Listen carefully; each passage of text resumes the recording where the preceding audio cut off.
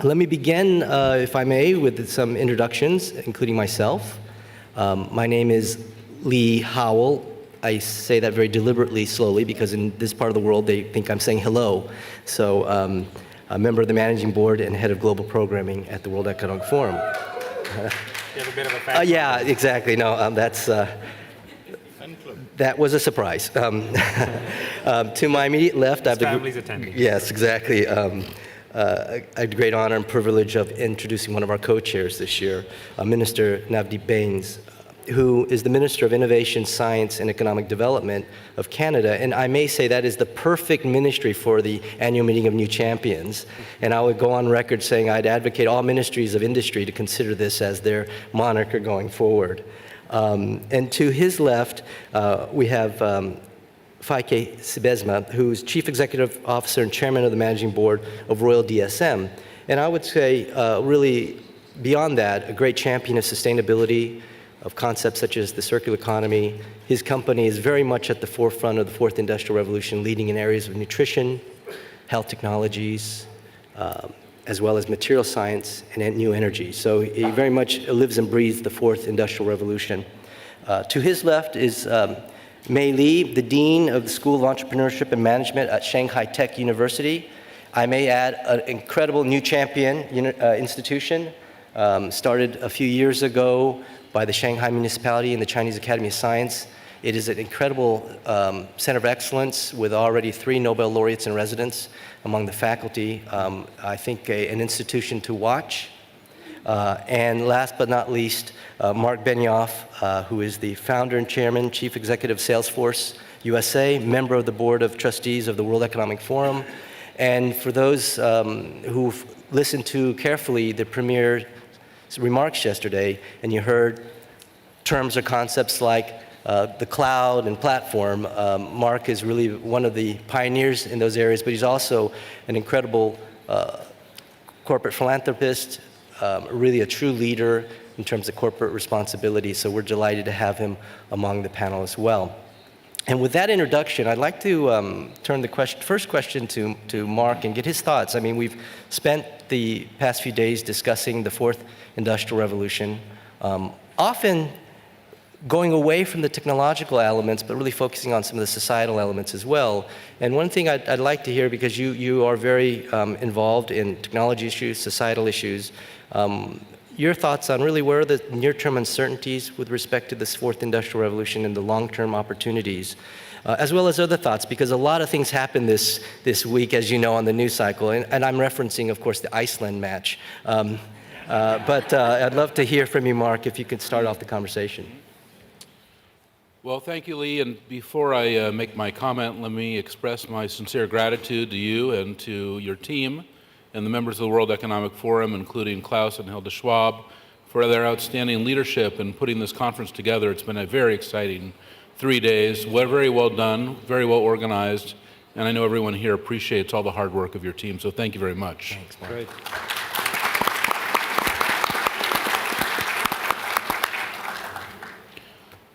I also think it's appropriate to talk about the fourth industrial revolution, which is, of course, one of the major themes of Tianjin here, as well as Davos, where it was introduced in January. And I believe it's not a coincidence that coming into this conference, there's been so much discussion about what happened last week with Brexit. And specifically, what I would say is that in Davos, of course, the discussions were not forceful around Brexit. In fact, they were somewhat ambiguous, I would say even tentative.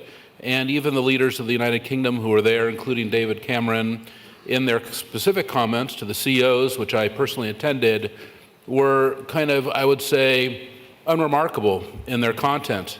And because of that, I believe that it was a little bit too little, a little too late, when finally they realized, that there was a real situation and that it could really turn in the wrong direction. And even a group of CEOs placed an advertisement in a London newspaper only a few days before the vote.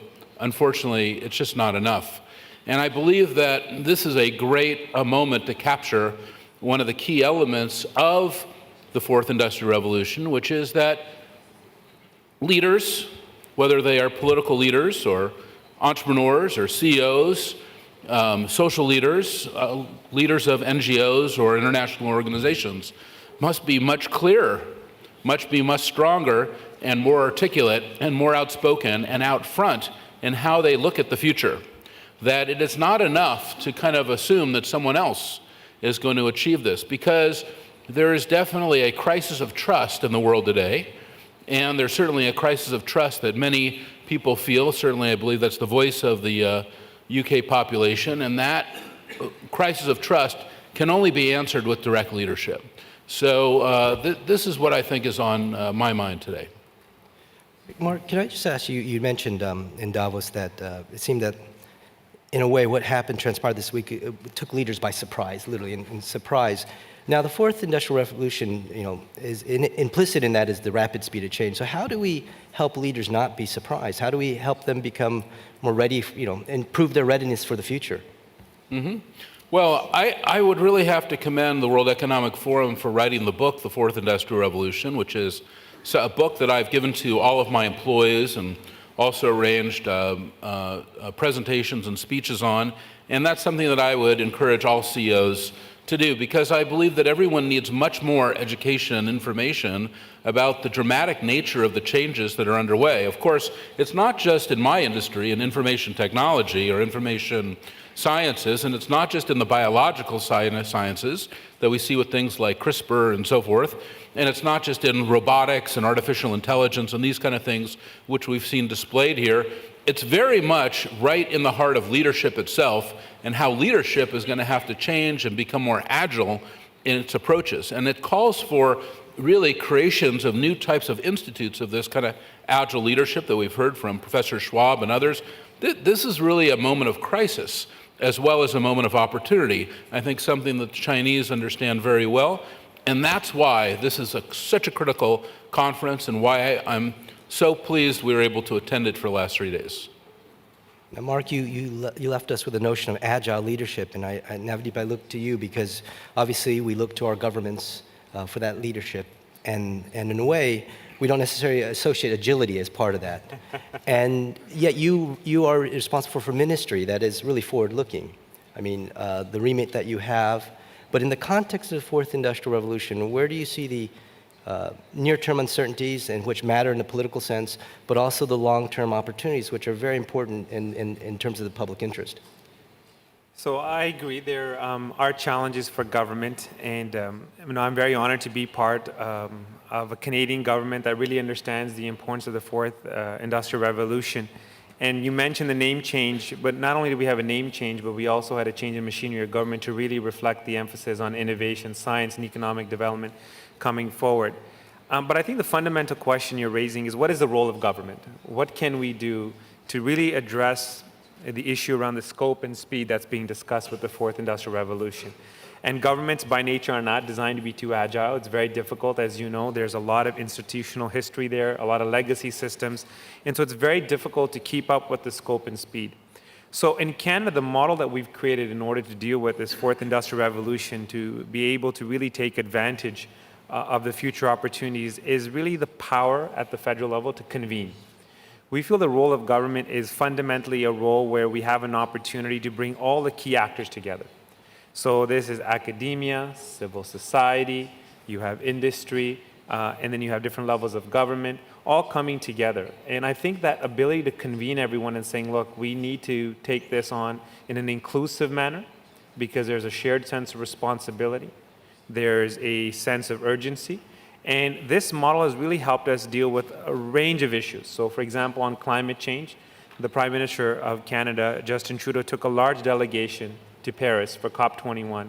And he did so because he said we all have a collective responsibility. And now we're all working together on solutions for that as well. So with respects to the Industrial Revolution, we feel that an inclusive model is very important. Because I've been listening to many individuals throughout the last few days, and the challenge is not the fact that this fourth industrial revolution is taking place, but what would the benefit be to society? And we as government, we understand that we want the benefit to take place that really helps the many, not just the few.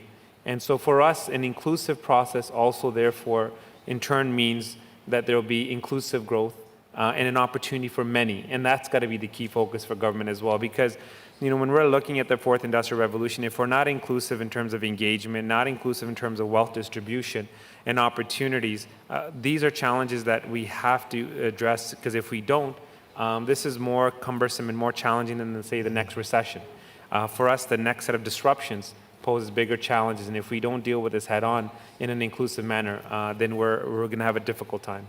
Well, you describe bringing different stakeholders being inclusive. I mean, that's very much almost, it's the essence of the World Economic Forum. But how do you get that through government? Because that's not really sort of the DNA in some ways. And how have you sort of, how do you demonstrate that and show that leadership? Well, the Prime Minister of Canada really changed the culture, and he's in the process of changing the culture and the tone of doing that. So it has not been a traditional path that's been pursued by previous governments, but it is a path that this Prime Minister believes in, the desire of collaboration, of working together and saying, look, we have to find these solutions together. When you change the culture, then you can deploy strategies. I tell my business students when I was in academia before, you can have all the great ideas, you can have all the tactics, but if you don't change the culture, culture is so critical. You're not going to be able to succeed in achieving your goals and outcomes.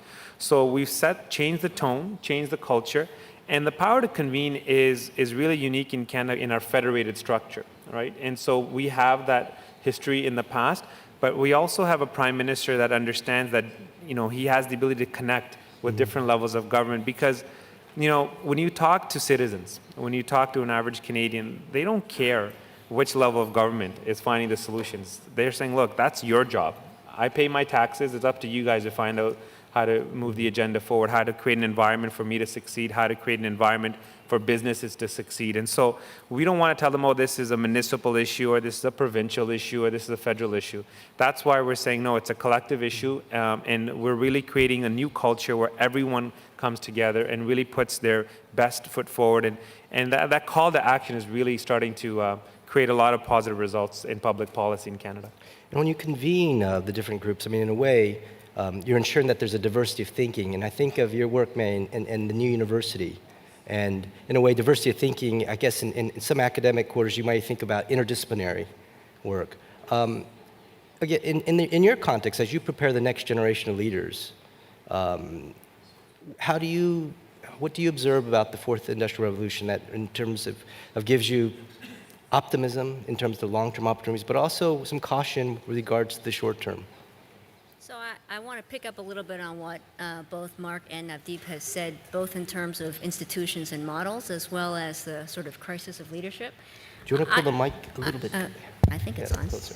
I think that the thing I observe, the opportunity and the uncertainty in the near future is simply, it's very simple actually. I think all the models that we know and observe about government, about corporations, about startups, about technology, about education, are in fact under enormous duress. I think the thing that the fourth industrial revolution has brought is the ability for lots of people to do lots of different things that they couldn't do before. And what I tell my students and what I say often to corporate leaders when we're doing innovation training is that you should question every assumption that somebody brings to the table. So the role of government, what it was 10 years ago, 5 years ago, what it will be in 5 years should be and will be completely different.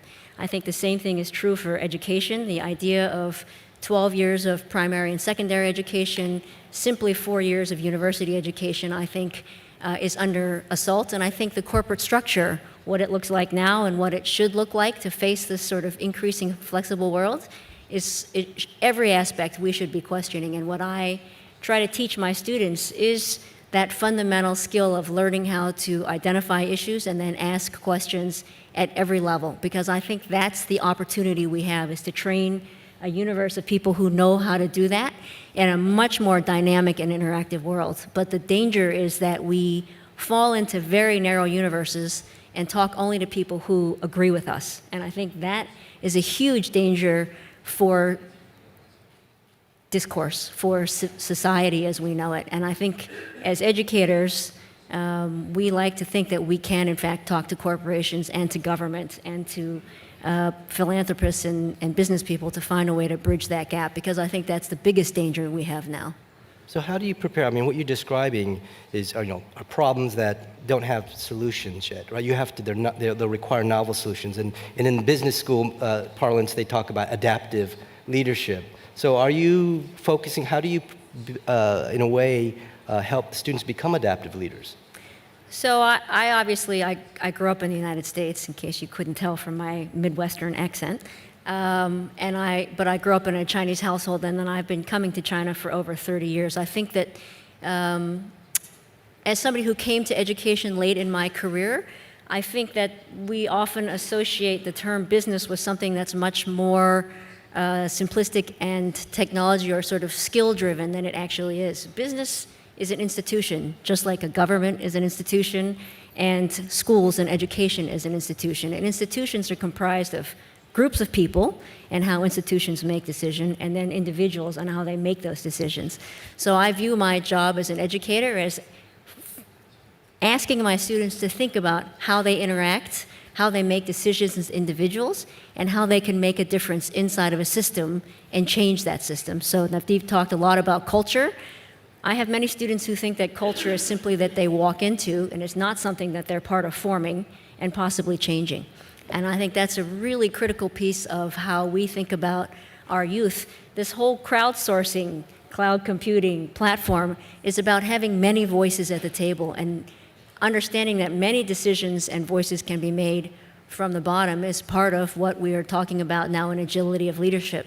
Leadership used to be one person at the top, lots of people following, when in fact I think leading into uncertainty is as much about watching from the back and guiding large groups of people to do really different and interesting things. I'd like to, at one stage, we'll get back to the issue of culture, because we in a way, the fourth industrial revolution, its narrative revolves around being human-centric. And we talk about, collectively, we're thinking about culture and civilizations. But Feike, Royal DSM, I mean, it's an institution. It has a proud history, yet it's been very innovative, and you're in spaces that I suppose shareholders from a generation ago wouldn't have thought that you'd be in. How did that happen, given the structure, and in terms of that you are sort of that classical corporation? How does that change happen? Well, if you change an organization or change a company or a country, you need to do something which humans do not like, and that is lifting anchors. And it is very human, I think, to have anchors in your life, because that gives certainty, security, and we like anchors. And the moment that your boat is loaded with anchors, your boat will not make a lot of progress to a new era. So the first guts you need to have is lift some of the anchors. And then to resist a little bit the enormous temptation that the moment you lifted an anchor, to hook on immediately a new anchor. Because if you do that too fast, the boat will still not move. So that means that to make progress, and I know people in our company, people in society need anchors, but you need to have the guts to lift anchors. And you need a lot of communication to drift, to sail, to move a little bit without too many anchors. And then, of course, we need new anchors again.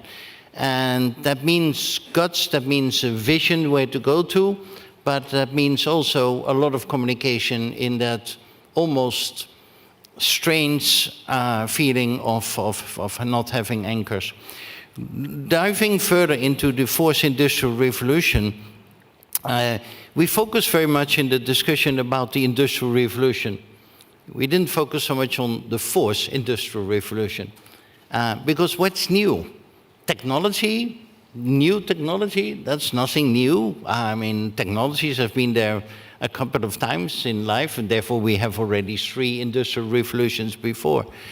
If we dive further into the fourth industrial revolution, I would like to mention 3 tensions, dilemmas, changes compared with the past.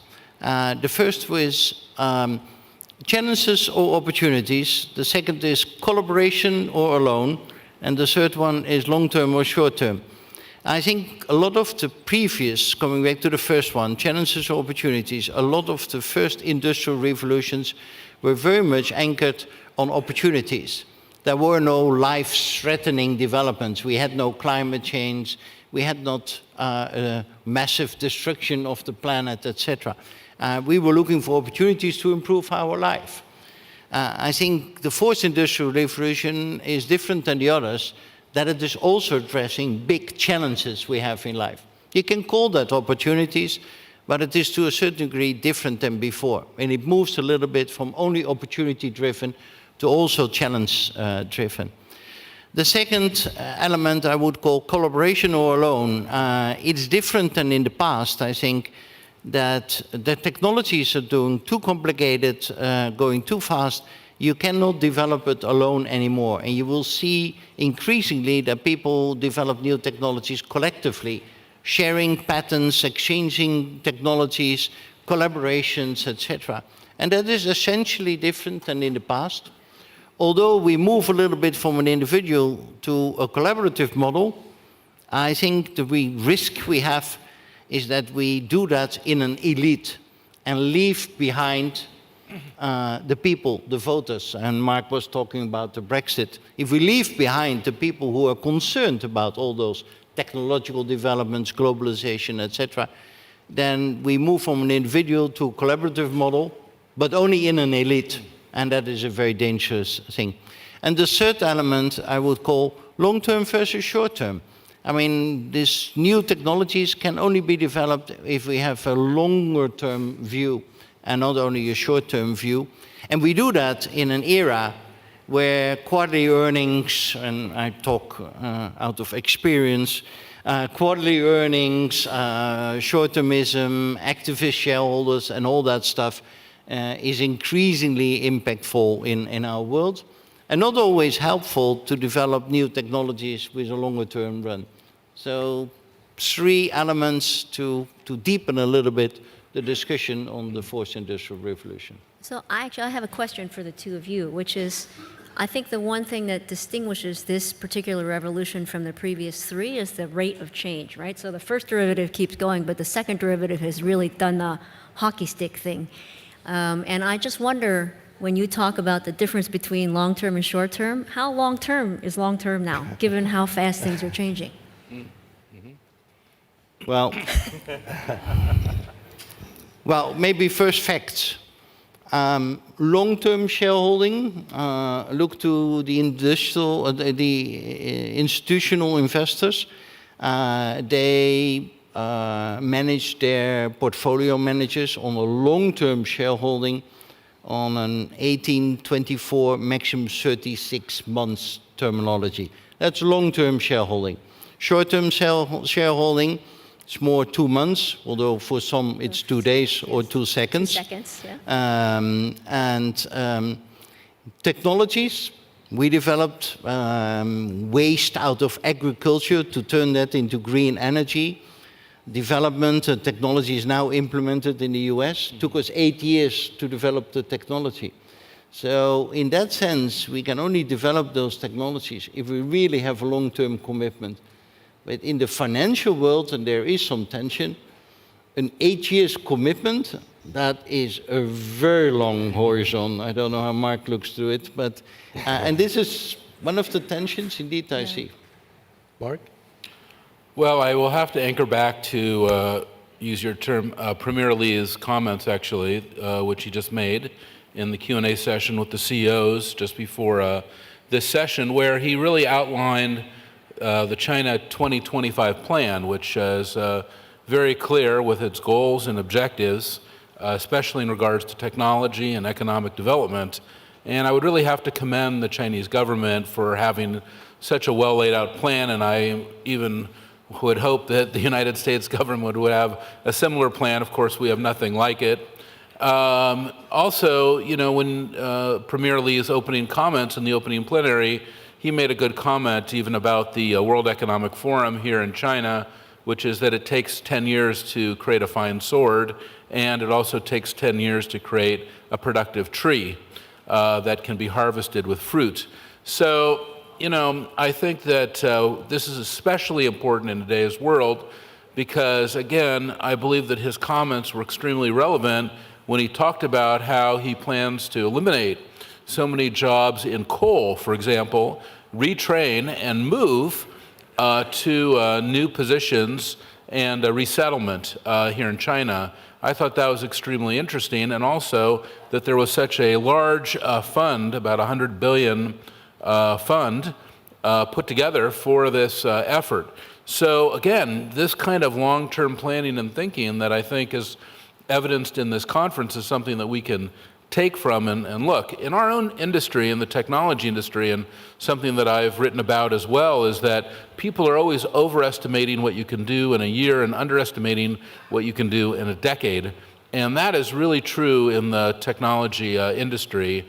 And I think that it's only through this type of discussion, or I think, as the minister correctly said, through a multi-stakeholder dialogue, as evidenced by the World Economic Forum, that we're able to kind of achieve those goals.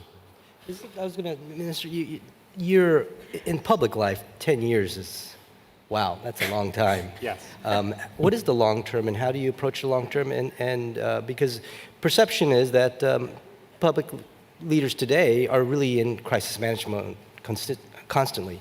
So how do you get that foresight? How do you get to the long term? So I think we're in a very similar situation and dynamic with the industry as well, where there's short-term pressures, where people want to make sure that governments create an environment where there's jobs, there's security, et cetera. So that pressure does exist in government as well. And with election cycles, in Canada, we had minority governments, for example, in the past. And so there was a lot of uncertainty around when the election would be. And so governments definitely in the past had very short-term perspectives. I think what we're trying to articulate is a combination of both, which is to say there's some short-term successes we want to achieve, and then ultimately we want to fundamentally change the culture in Canada as well, and we want to really make Canada a global center of innovation, and we want innovation to be, ingrained as a core Canadian value, and that takes a bit of a longer-term trajectory. But the bottom line is on innovation. It really boils down to one key element. It's about people. And as government, as long as we demonstrate that we're investing in people, that we are improving their skill sets, providing opportunities for them, teaching the next generation, for example, about coding. So changing the curriculum and saying, look, coding is just as important as reading and writing. So if we start investing in those kinds of initiatives, that sets us up for long-term success. And so the idea is that we start to implement policies along those lines that really sets us up for long-term success, and at the same time, in the short term, really empower individuals who are transitioning from one industry or one sector and trying to fit their skill sets in another sector to provide them with the training that they need in the short term as well. So we really have dual responsibilities that we're trying to manage.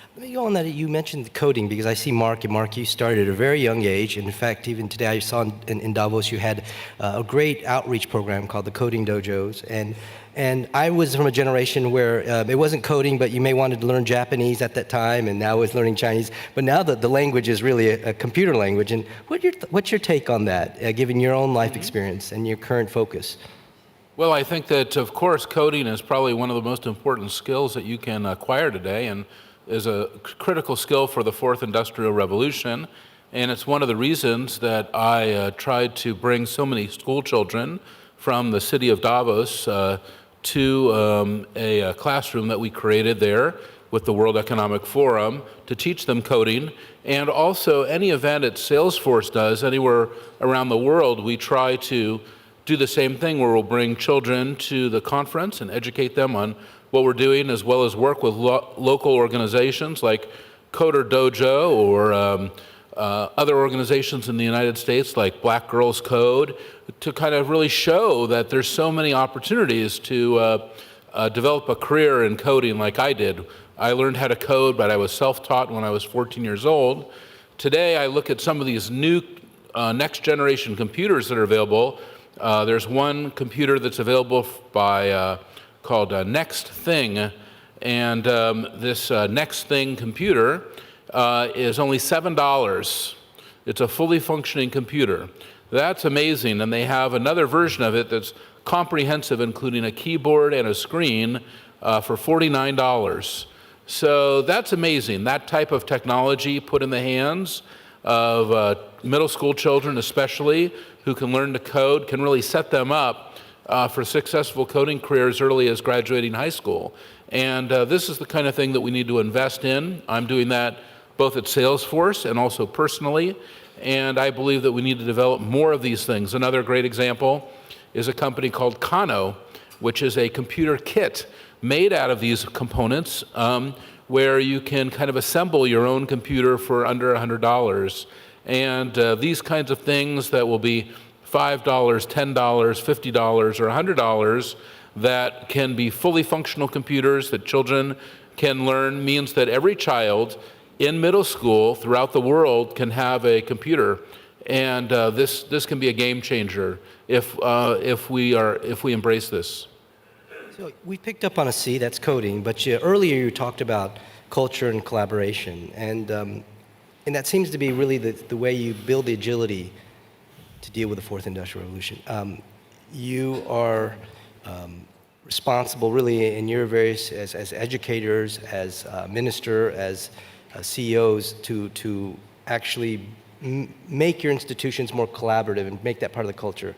How do you do that? Doesn't sound that easy. It's hard to see. I mean, even here, we've talked, if you talk to some of the academics that were here, and the scientists, the difficulties of really being rewarded for interdisciplinary research, to create teams, to collaborate, yet it seems very central to really the question of how we're going to prosper in the fourth industrial revolution. Do you have any thoughts on collaboration and culture, and how do you make that work? Well, I mean, just from a government policy point of view, we unveiled our innovation agenda, 6 themes, a few weeks ago in Canada. And one of the areas we focused on was investments in creating ecosystems and superclusters. And the underlying premise of that is saying, look, we want to create an environment where you have all the stakeholders, civil society, academia, industry, governments coming together and collaborating. And that's where the magic happens.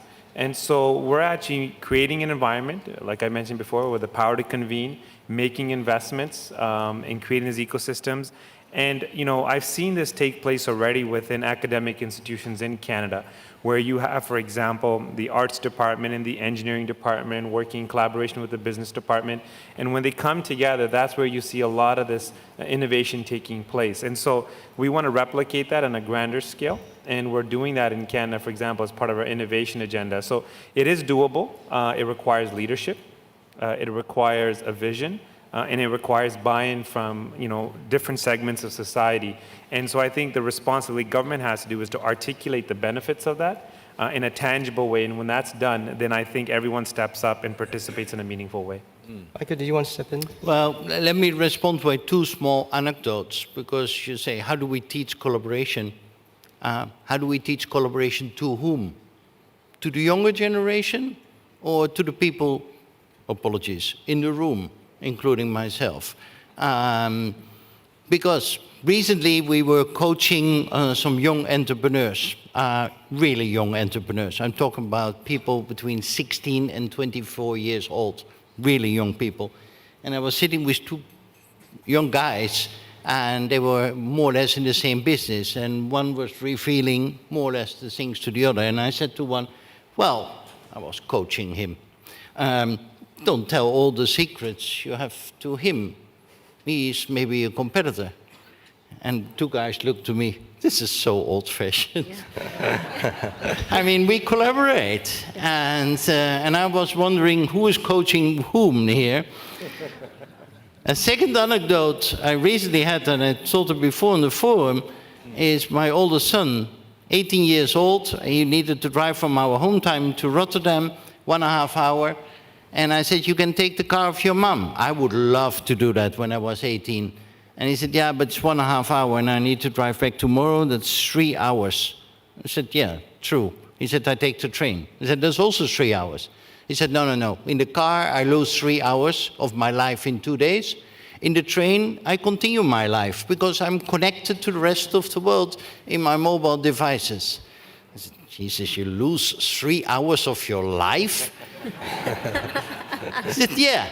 So I am wondering, who do we need to teach about collaboration? A younger generation is operating already essentially different. We learn to negotiate by playing cards. We have a set of cards. We play this card. If you play now that card, a younger generation puts all the cards at the table and said, okay, what are your cards, what are my cards, how can we deal that better?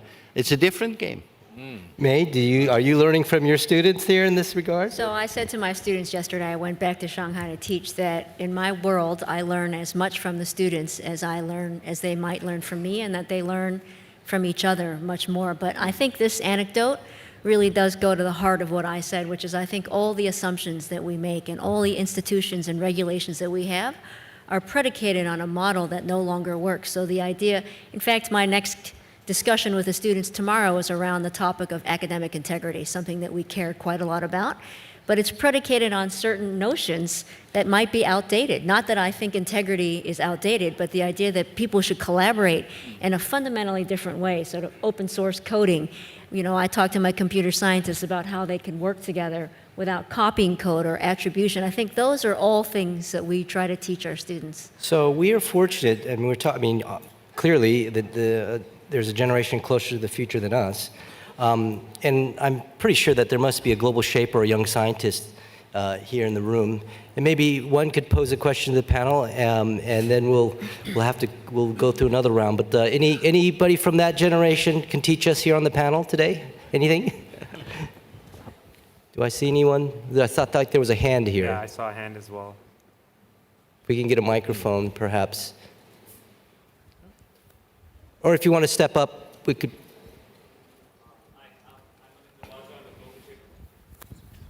From Chandigarh Hub, so you just asked the question if there's any global shaper, so I was like, yeah, I am. Oh, sorry, I caught you that way, but please, it comes with a question. Yeah, so I'm from the educational background, so my question is more inclined towards that.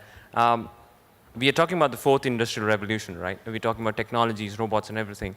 But having said that, I also feel we need to look at, and that's what my question to the leaders is, how we are actually educating our children. I mean, especially in Canada, they welcomed the Syrian refugees. Is there a plan to embed how to accept other communities and know more about communities? Because that's also one of the biggest challenges that we are facing, that we just don't know what the other community is and feels and believes in. So that's the question. I mean, it's a very good question. I think it's very at the heart of this generation as well. Anybody want to? If I may on that, but I got a bit of a bias because in Canada, we fundamentally believe that diversity is our strength. We believe that the fact that we have such an inclusive society, that we really promote the equality of opportunity, really is the underpinning of an innovative society. That if you have that kind of environment where you collaborate with people from different backgrounds and you understand those different perspectives, it makes you a better person. It allows you also the ability to find solutions to difficult problems. And so we feel that is a competitive advantage for Canada. And I said this in a few of the discussions earlier as well. We're spending a lot of effort and time and energy in strengthening our local pipeline through investments in STEM. But we're also looking at immigration policies and how to increase those immigration levels to really attract the best and brightest to build on that diversity, because that is at the end the core of our innovation agenda. It really is about people and creating an environment where they can truly thrive. And you're absolutely right, the diversity of backgrounds and perspectives is so critical to that. And from a Canadian perspective, we have a strong history of that, and we want to continue to build on that. Maybe if I may, Ali, a small remark on that one. I totally agree that diversity is an important element. What we do nowadays in our company is teach the people the difference between men and women. And that is not what we teach at schools. At schools, we give sexual education to people who do not need that education at that age anymore. And we don't teach the difference between men and women. And recently was in one of those courses internally, and there was a guy of 50 years old who said, gee, I now understand much better that men and women are essentially different. I would like to have had this course when I was 25 years old and would have started my marriage. And I think that this is an example of things we can teach much better at schools. Differences between cultures, differences between men and women, those kind of differences. And I think that would enable and facilitate the whole collaboration model very much. So Feike, on that note, we were focusing as we close here on this future generation. Now, in the course of my conversations, I ran into a professor who told me about a practice called the 3-minute dissertation, where the doctoral students have to show one slide and 3 minutes explain their dissertation. We have about 5 minutes, so what I would ask you to do is the 1-minute commencement speech, because this is the month in China where earlier this month, millions of students took their national university exams, and next week in this part of the world, including Singapore as well, and East Asia and China, we'll have commencement and graduation. Now, we've been spending the last 40 minutes discussing really the implications, the positive, the potential of the fourth industrial revolution. In a minute, if I can get from each of you, what's that commencement speech? What would be that point you would share with the graduates next week, particularly in this country, in China? Marc, would you want to start? Well, I think that I'll start with, or end how I started, which is that, we are in the fourth industrial revolution, which is, of course, going to be heralded by all these amazing new technologies and wonders of the world that we've never seen. And of course, these technologies themselves are never good or bad. It's what we do with these technologies that actually means something. So therefore, us as the leaders have to step forward, and we have to step forward with more strength, more clarity, and more articulation of what we actually care about and what we mean. And this is going to be scary for a lot of people like myself who are CEOs of companies where it's not always appropriate or encouraged to speak out. And I think that, as we just heard, you have a lot of people around, maybe they're shareholder activists or whatever, they're looking for you to make a misstep, so you're in a scary environment as a CEO. Well, you have to transcend your fear, because today's world in the fourth industrial revolution means there is no room for fear. If there is an issue, whether it's about equality for your employees, or gender pay and gender equality, whether it's making sure that a class of citizen is protected, making sure that technology is properly implemented, or that your own visions and values in your organization are preserved, or your country, then you have to be stronger, more clear, more articulate, and more forceful than ever before. And if you don't, then you will pay a price, which is what we just witnessed last week. May, you actually probably will have to give a few of these speeches next week, so in a minute. So I say often to my students, I say two things, and one of them does key off what Marc just said. I think, in fact, the greatest danger that we face in this world is the deep, deep fear that so many people feel about the future. And I think that fear stops us then from embracing the world. I happened to grow up in an immigrant family in a working class neighborhood. At the time, my parents didn't have much money, so I had the opportunity to go to standard American public schools at a time when the United States was fighting a war in Vietnam against communist China. I had the luxury of a very unique and diverse background in growing up in the United States, and I had the opportunity that a country like the United States could afford my family.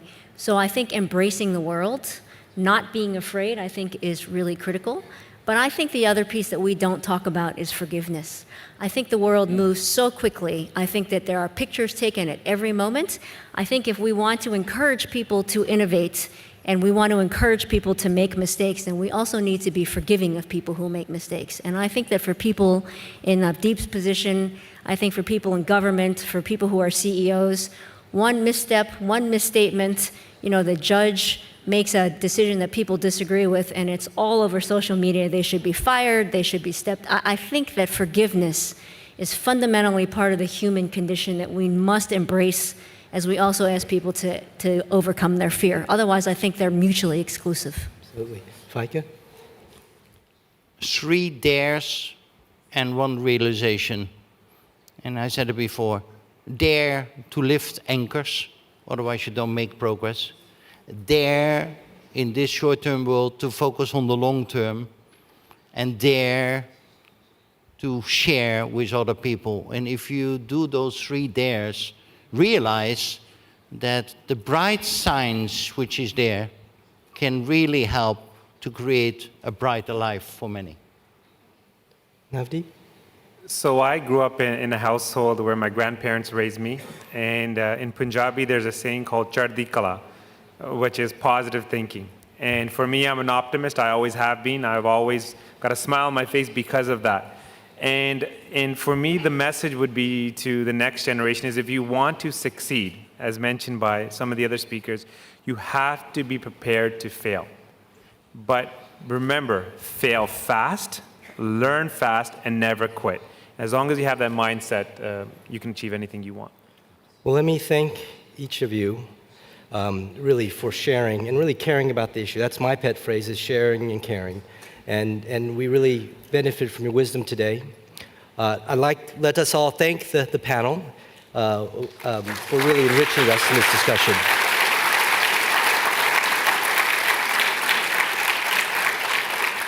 Now, we were really, I think, a great warm-up act for what will be a very special performance. Now, I'll ask many of you if you would please remain seated as we prepare the stage, and then I'll introduce this very special musical performance. So if you please remain seated, and thank you again, fellow panelists. Thank you.